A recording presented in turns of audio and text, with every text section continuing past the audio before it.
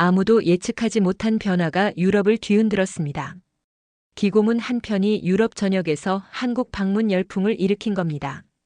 유럽의 유명 미슐랭 평가위원이 한국 출장 직후 유럽 현지 언론에 발표한 기고문은 프랑스와 이탈리아를 주무대로 20년 넘게 활동해온 베테랑 평가위원의 극찬이었기에 유럽 전역이 발칵 뒤집혔습니다. 그동안 아시아 음식에 무관심했던 이 미슐랭 심사위원이 한국에서 돌아오자마자 보인 이 놀라운 행보에는 음식뿐만 아니라 한국에 대해 느꼈던 특별한 것이 있었다고 합니다. 도대체 그가 한국에서 경험한 놀라운 일은 무엇이었을까요? 지금 바로 시작합니다. 그 전에 잠깐 1초 만에 누를 수 있는 좋아요 버튼을 꼭 눌러주시면 영상 제작에 아주 큰 힘이 됩니다. 그럼 바로 사연 시작하겠습니다. 저는 20년이 넘는 시간 동안 프랑스와 이탈리아를 중심으로 미슐랭 평가를 해왔습니다. 미슐랭의 별을 받기 위해 수많은 레스토랑들이 저를 기다렸고 많은 셰프들이 제 평가를 두려워했죠. 유럽 최고의 미식 평론가라는 자부심도 있었습니다. 그러던 어느 날 상부에서 갑작스러운 지시가 내려왔습니다.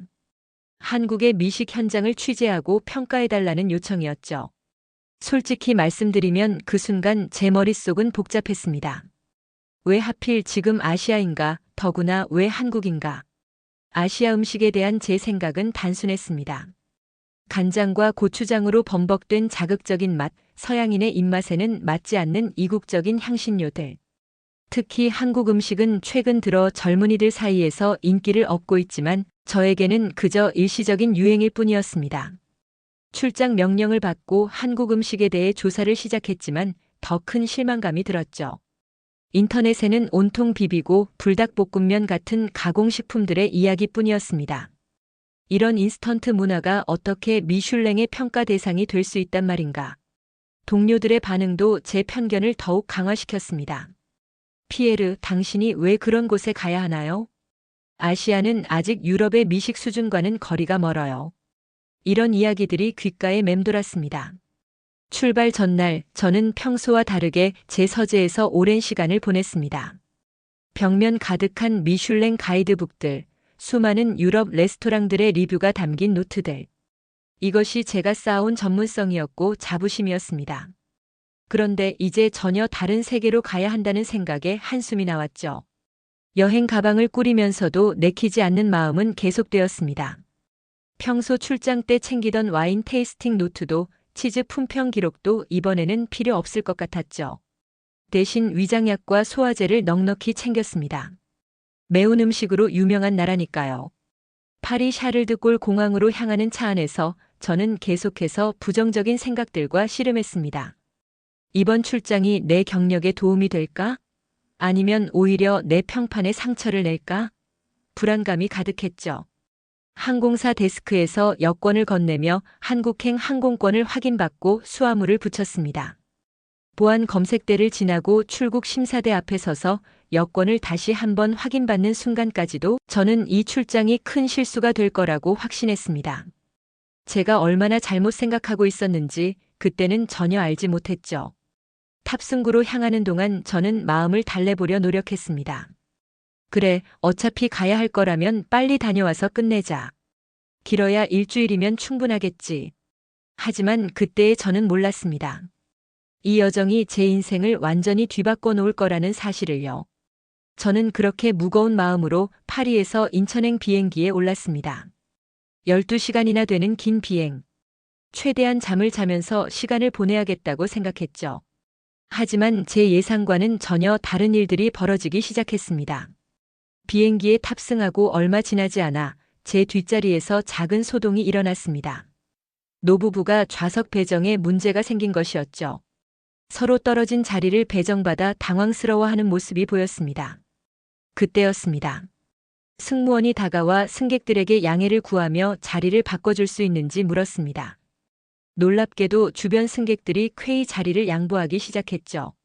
저도 모르게 제가 앉아있던 자리가 노부부에게 더 편할 것 같다는 생각이 들었습니다. 제가 자리를 바꿔드리겠습니다. 제 입에서 이런 말이 나올 줄은 저도 몰랐습니다. 평소에 저였다면 그냥 눈을 감고 모른 채 했을 텐데 말이죠. 노부부는 진심으로 감사하다며 연신 고개를 숙였고 승무원은 환한 미소와 함께 감사 인사를 건넸습니다. 자리를 옮기고 보니 의외의 평온함이 찾아왔습니다.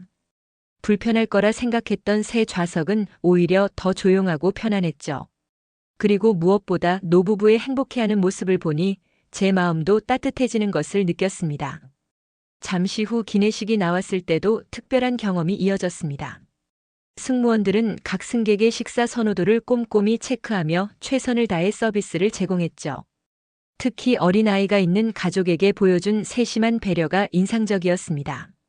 비빔밥을 선택했는데 승무원이 친절하게 비비는 방법을 설명해 주었습니다. 처음에는 굳이 이럴 필요가 있나 싶었지만 그녀의 진심 어린 설명을 듣다 보니 오히려 한국 음식에 대한 호기심이 생기기 시작했죠.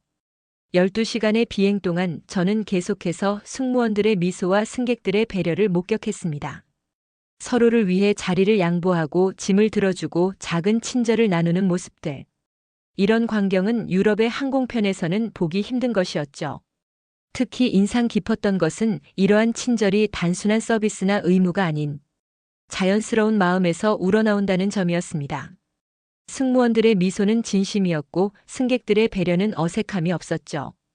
비행기가 인천에 도착하기 직전 저는 제 노트에 이렇게 적었습니다. 오늘 나는 예상치 못한 것을 발견했다. 그것은 바로 진정한 친절의 가치. 이 말이 제 여정의 시작이 될 줄은 그때는 몰랐습니다. 이륙할 때의 무거웠던 마음과는 달리 착륙을 준비하는 제 마음은 한결 가벼워져 있었습니다. 어쩌면 이번 한국 방문이 제가 생각했던 것과는 전혀 다른 경험이 될지도 모른다는 기대감이 살며시 피어오르고 있었죠. 인천국제공항에 도착했을 때는 이른 아침이었습니다. 비행기에서 내려 게이트를 통과하는 순간 저는 깔끔하게 정돈된 공항 내부에 먼저 눈길이 갔습니다. 자연광이 들어오는 탁 트인 천장, 편안한 색감의 인테리어, 그리고 무엇보다 깨끗하게 관리된 시설이 인상적이었죠. 20년간 전 세계 공항을 다녀봤지만 이렇게 정갈한 첫인상은 흔치 않았습니다. 입국 심사대로 향하는 길에 만난 공항 직원의 모습도 기억에 남습니다. 제가 길을 헤매고 있을 때 한 직원이 다가와 자연스럽게 도움을 건넸죠. 영어로 된 안내 표지판을 가리키며 차분히 설명해주는 모습이 전문적이었습니다. 입국 심사 과정도 순조로웠습니다. 심사관은 간단한 영어로 방문 목적을 물었고 제가 미슐랭 평가위원이라고 하자 관심을 보이며 즐거운 여행 되세요라고 인사를 건넸습니다. 사무적이지만 불필요한 긴장감은 없었죠. 수화물을 찾아 입국장으로 나오자 저를 맞이할 한국 파트너가 이미 도착해 있었습니다. 놀랍게도 그는 프랑스 요리와 와인에 대해 상당한 지식을 갖고 있었죠. 미슐랭 평가 시스템에 대해서도 전문적인 이해도를 보였고요. 이번 방문 일정은 선생님의 전문성을 최대한 고려해서 준비했습니다. 한국의 전통 음식부터 현대적으로 재해석된 퓨전 요리까지 다양한 스펙트럼을 보여드리고 싶습니다. 파트너의 설명을 들으며 저는 제 선입견을 다시 한번 되돌아보게 됐습니다. 이곳에서 마주한 모든 것이 제가 예상했던 것과는 달랐으니까요. 체계적인 시스템, 전문적인 태도, 그리고 세련된 커뮤니케이션까지. 공항에서 나와 서울로 향하는 차 안에서 저는 창밖의 풍경을 유심히 살폈습니다. 깔끔하게 정비된 도로, 곳곳에 자리 잡은 현대적인 건물들, 그리고 분주하게 오가는 사람들의 모습이 인상적이었죠. 특히 인상 깊었던 것은 도시 곳곳에 자리 잡은 레스토랑들이었습니다. 이탈리안, 프렌치, 차이니즈, 그리고 한식까지. 다양한 음식 문화가 공존하는 모습이 보였죠. 이런 다양성은 분명 미식 문화의 발전에 긍정적인 영향을 미쳤을 거라는 생각이 들었습니다. 저기 보이는 건물이 미슐랭 원스타를 받은 레스토랑입니다. 파트너의 설명에 고개를 돌리자 모던한 감각의 건물이 눈에 들어왔습니다. 유럽의 미슐랭 레스토랑과 비교해도 손색 없는 외관이었죠. 서울 시내에 들어설수록 제 호기심은 더욱 커져갔습니다. 처음 한국행 비행기에 올랐을 때의 그 불안감과 편견은 어느새 사라지고 대신 이 도시가 품고 있는 미식의 세계를 탐험하고 싶다는 기대감이 차올랐습니다. 곧 첫 번째 레스토랑에 도착합니다. 파트너의 말에 저는 고개를 끄덕였습니다. 이제 진짜 한국 음식과의 만남이 시작되는 거죠. 그리고 그것은 제가 지금까지 경험했던 어떤 미식 체험과도 다른 특별한 순간이 될 것이었습니다. 첫 번째 방문지는 서울의 유명 한식 레스토랑이었습니다. 입구에 들어서자 차분한 조명과 모던한 인테리어가 눈에 들어왔죠. 예상했던 것처럼 요란하거나 이국적인 분위기는 아니었습니다. 이곳은 전통 한식을 현대적으로 재해석한 레스토랑입니다. 파트너의 설명을 들으며 자리에 앉았습니다. 20년간 미슐랭 평가위원으로 일하면서 수많은 레스토랑을 방문했지만 이상하게도 이날만큼은 약간의 긴장감이 느껴졌죠. 첫 번째 음식이 나왔습니다. 간장에 절인 전복과 제철 나물을 곁들인 요리였죠. 제가 알던 간장 요리는 짜고 자극적인 맛이었는데 이 요리는 달랐습니다. 한 입 먹어보고 저는 잠시 말을 잊었습니다. 전복의 부드러운 식감과 은은한 간장의 감칠맛, 나물의 신선한 향이 완벽한 조화를 이루고 있었거든요. 무엇보다 놀라웠던 건 이 맛이 유럽의 어떤 요리와도 다르다는 점이었습니다. 이건 정말 흥미롭네요. 처음으로 제 입에서 한국 음식에 대한 긍정적인 평가가 나왔습니다. 그리고 그것은 시작에 불과했죠. 이어진 음식들은 하나하나가 새로운 발견이었습니다. 된장을 기본으로 한 국물 요리는 제가 알던 수프의 개념을 완전히 바꿔놓았고, 김치를 활용한 요리들은 발효식품의 새로운 가능성을 보여줬죠. 특히 인상적이었던 건 플레이팅이었습니다. 전통 도자기와 현대적인 그릇을 절묘하게 사용하면서 음식의 색감과 질감을 최대한 살린 담음새는 예술적이었죠. 하지만 과하지 않았습니다. 모든 것이 음식의 본질을 살리는 데 초점이 맞춰져 있었거든요. 한식의 기본은 발효와 숙성입니다. 셰프가 직접 나와 설명해 주었습니다. 오랜 시간 자연과 함께 만들어낸 깊은 맛이죠. 그의 말을 들으며 저는 고개를 끄덕였습니다. 지금까지 제가 얼마나 한식을 단순하게 생각했는지 깨닫게 되었으니까요. 코스의 마지막은 숙성시킨 한우 구이였습니다. 최소한의 간만 해서 나온 이 요리는 제가 경험했던 어떤 스테이크와도 다른 맛이었죠. 고기 본연의 풍미가 이렇게까지 깊을 수 있다는 걸 처음 알았습니다. 한식은 재료 본연의 맛을 살리는 것이 가장 중요합니다. 셰프의 설명이 이어졌습니다. 과하게 가공하거나 맛을 내지 않아요. 대신 식재료가 가진 최고의 맛을 끌어내는 데 집중하죠. 식사를 마치고 나오면서 저는 제 수첩을 꺼냈습니다. 평소처럼 점수를 매기려다가 잠시 망설였죠. 기존의 평가 기준으로는 이 음식들을 제대로 평가할 수 없을 것 같다는 생각이 들었거든요. 그날 저녁 호텔방에서 저는 오랜 시간 식사를 되새겨 보았습니다. 한식이 단순히 트렌디한 음식이 아니라는 걸 이제야 제대로 이해하게 된 것 같았죠. 이것은 수천 년의 역사와 문화가 담긴, 그리고 현대적 감각으로 재해석된 진정한 미식이었습니다. 수첩에는 이렇게 적었습니다. 오늘 나는 완전히 새로운 미식의 세계를 발견했다. 이제 더 많이 알고 싶다. 그리고 그 말처럼 이것은 제 한식 탐험의 시작에 불과했습니다. 오후 일정이 끝난 후 파트너가 제게 서울의 전통 문화를 경험할 만한 장소를 추천해 주었습니다. 북촌 한옥마을이라고 불리는 곳이었죠. 서울 한복판에 옛 한국의 모습이 그대로 남아있는 동네라고 했습니다. 마침 호텔에서도 가까워서 저는 혼자만의 여유를 즐기며 그곳을 둘러보기로 했습니다. 좁은 골목길을 걸으며 한옥의 아름다움에 빠져 있을 때였습니다. 문득 한 전통 찻집이 눈에 들어왔습니다. 기와 지붕 아래 자리 잡은 작은 한옥이었죠. 입구에는 나무로 만든 문패가 걸려 있었고 창문 너머로 따뜻한 불빛이 새어나왔습니다. 망설임 없이 문을 열고 들어갔습니다. 하지만 곧 당황스러운 상황이 벌어졌죠. 직원이 한국어로 뭔가를 물었지만 전혀 알아들을 수 없었거든요. 제가 영어로 말을 걸었지만 직원도 제 말을 이해하지 못했습니다. 제가 어설프게 손짓을 해보았지만 상황은 더욱 난처해졌습니다. 메뉴판에는 한글만 가득했고 직원은 계속해서 한국어로 뭔가를 설명하고 있었죠. 그때였습니다. 찻집에 들어오시던 노부부가 이 상황을 보고 다가왔습니다. 할아버지는 직원과 대화를 나누셨고 할머니는 제게 따뜻한 미소를 지어 보이셨죠. 차 마시고 싶으세요? 할머니가 서툰 영어 발음으로 물으셨습니다. 저는 안도의 한숨과 함께 고개를 끄덕였죠. 할아버지는 메뉴판을 가리키며 천천히 설명해 주셨고 할머니는 그걸 간단한 영어로 통역해 주셨습니다. 이건 매화차. 이건 국화차. 할머니의 설명을 들으며 저는 처음 들어보는 차의 종류에 호기심이 생겼습니다. 결국 할아버지의 추천으로 오미자차를 주문했죠. 노부부는 그렇게 한참을 저와 함께 있어 주셨습니다. 차가 나오자 할아버지는 마시는 방법을 직접 시범까지 보여주셨고 할머니는 계속해서 맛있게 드세요라며 미소 지어 주셨죠.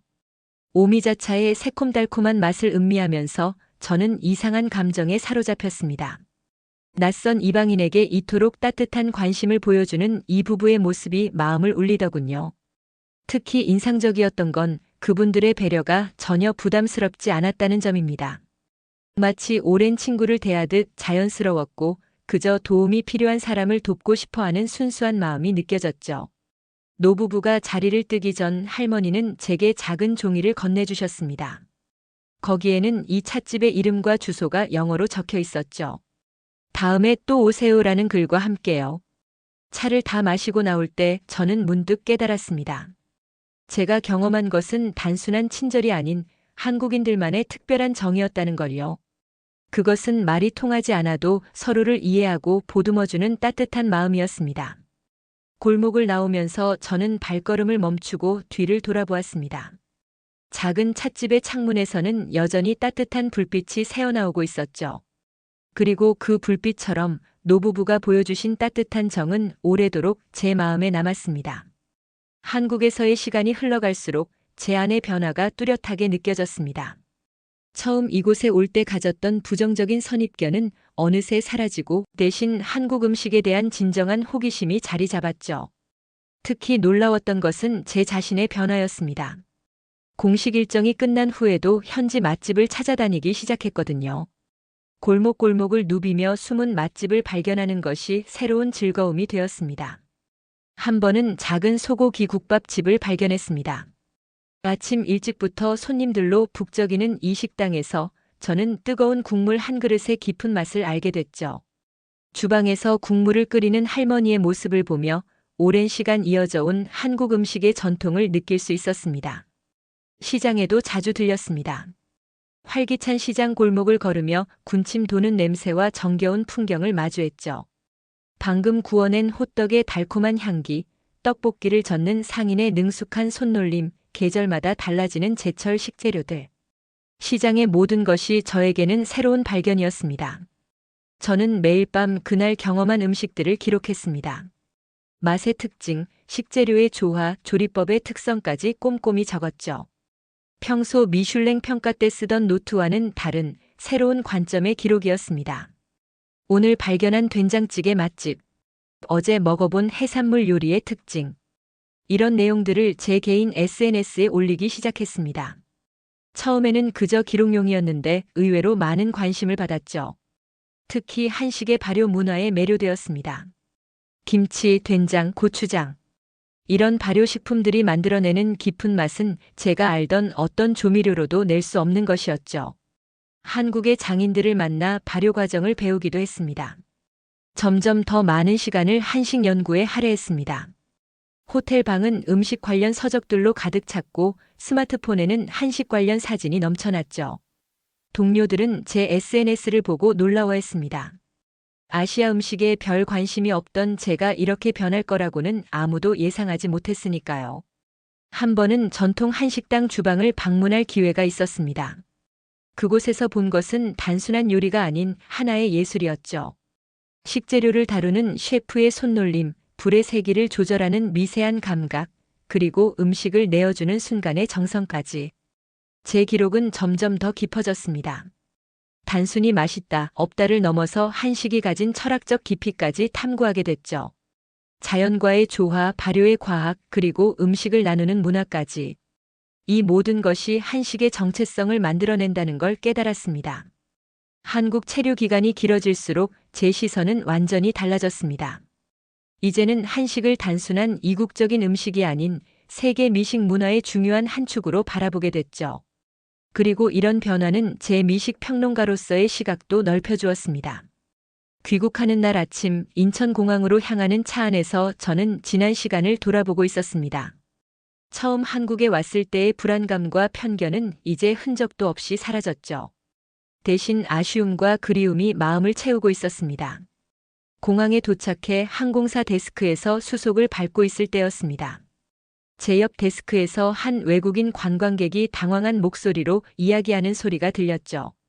수화물 초과 요금 때문에 곤란한 상황이었습니다. 전혀 몰랐어요. 한국에서 이렇게 많은 기념품을 살 줄은. 그는 낯선 환경에서 혼란스러워하고 있었습니다.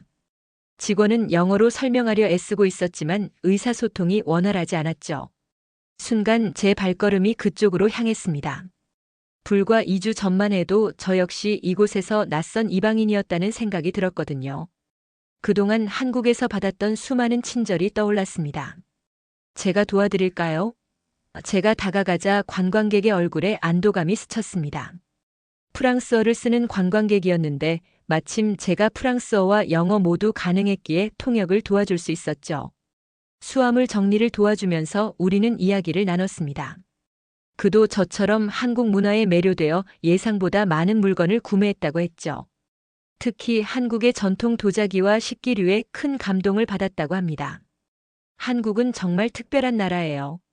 제가 상상했던 것보다 훨씬 더요. 그의 말에 저는 깊이 공감했습니다. 저 역시 같은 경험을 했으니까요.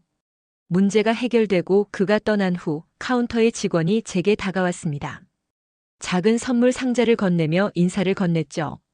선생님께서 보여주신 친절에 감사드립니다. 한국에서의 마지막 순간까지 좋은 기억으로 남기시길 바래요. 상자를 열어보니 작은 자개 장식품이 들어있었습니다. 화려하지는 않았지만 정갈하고 소박한 아름다움이 느껴지는 물건이었죠. 마치 제가 경험한 한국의 모습을 닮은 것 같았습니다. 출국장으로 향하는 동안 저는 생각했습니다. 제가 받은 친절을 다른 이에게 나눌 수 있어 기뻤고 그 마지막 순간까지도 한국인의 따뜻한 마음을 느낄 수 있어 감사했죠. 보안 검색대를 통과하고 면세점 구역으로 들어서며 문득 첫날 이곳에 도착했을 때가 떠올랐습니다. 그때는 이 공항이 그저 낯설고 불편한 곳으로 느껴졌는데 이제는 마치 오래된 친구와 작별하는 것 같은 기분이었습니다. 탑승구로 향하는 길에서 저는 마지막으로 한국의 풍경을 바라보았습니다. 창밖으로 보이는 하늘과 도시의 모습, 그리고 이제는 친숙해진 한글 안내판들까지 모든 것이 특별하게 느껴졌죠. 비행기에 오르기 전 저는 받은 선물을 한 번 더 꺼내보았습니다. 작은 자개 장식에 비치는 빛이 마치 제가 한국에서 경험한 수많은 순간들처럼 반짝였습니다. 이제 이 작은 선물은 단순한 기념품이 아닌 제가 경험한 한국의 정을 상징하는 소중한 물건이 되었죠. 귀국 직후 저는 곧바로 제 경험을 글로 담아냈습니다. 평생 미식 평론가로 살아오면서 이렇게 간절히 무언가를 써내려간 적은 없었죠. 한국에서의 경험은 단순한 음식 평가를 넘어 새로운 미식 문화의 발견이었기 때문입니다. 나는 한국에서 미래의 미식 문화를 보았다. 제 기고문의 첫 문장이었습니다. 전통의 깊이와 현대적 해석이 완벽한 균형을 이루는 곳.